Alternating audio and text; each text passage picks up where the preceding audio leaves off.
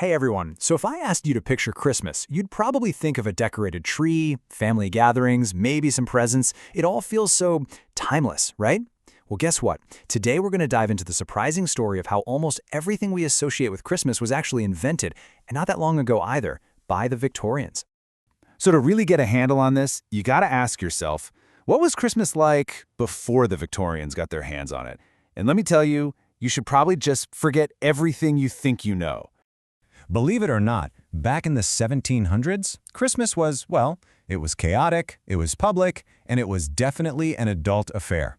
I mean, we're talking the absolute opposite of the quiet, cozy family holiday we picture today.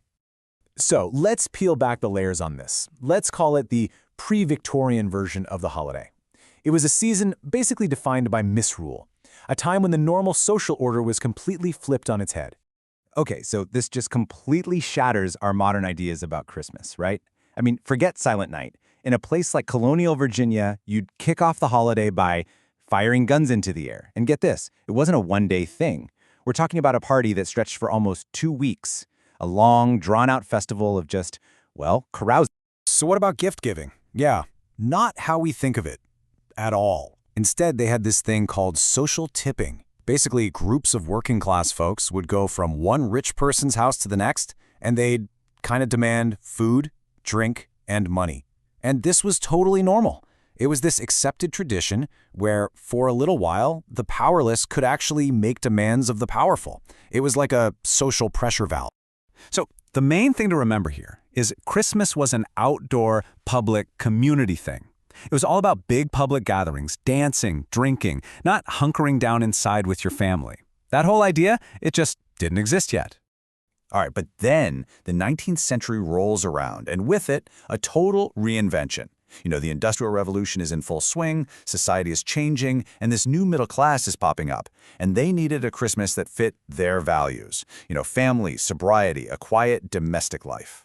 And you know what's crazy? This all happened so fast. Just look at these milestones. So in 1847, you get the Christmas cracker. A few years later, boom, the Christmas tree goes totally mainstream, and then you have literature starting to lock in this new holiday spirit. Let's start with that tree, because it's a big one. Okay, so how in the world did a German tradition of dragging a fir tree inside your house become this global thing? Well, a huge piece of the puzzle is Queen Victoria and her husband, Prince Albert, who was German. See, when a picture of them and their kids gathered around a decorated Christmas tree was published, it blew up. It went viral, Victorian style. And this is just a perfect example of the power of the media, right? The image gets picked up and republished in America's biggest women's magazine at the time, Godey's Lady's Book. The editor there, Sarah Josepha Hale, she was a huge tastemaker. She basically marketed the Christmas tree to the American middle class. And just like that, every family had to have. But you gotta ask, why was the tree so popular? Well, it's because it fit perfectly into this powerful new idea called the cult of domesticity. This was the idea that the home was supposed to be this sacred, safe space, a refuge from the tough industrial world outside. Christmas had to be moved from the rowdy streets into the quiet family living room. And the Christmas tree? It was the perfect centerpiece for this new domestic holiday. Okay, so you've moved the party indoors. Now the holiday needs a new meaning, right? A new soul. And that's where literature comes in, basically writing the script for what Christmas should feel like. You know, Charles Dickens, he didn't just write some cute ghost story. No, A Christmas Carol was a serious piece of social commentary. He was really worried about the crazy poverty and inequality in Victorian England, and he used this story to make a point. You remember that awful line from Scrooge? It's not just some random mean thing to say. It's a direct shot at the cold, heartless economic theories of guys like Thomas Malthus, who argued that, hey, poverty and famine are just nature's way of keeping the population in check. Dickens puts those brutal words right in Scrooge's mouth to show us just how horrible that way of thinking is. And then he gives us the perfect antidote to all that greed. He describes the Crouchett family's Christmas pudding as this blazing cannonball.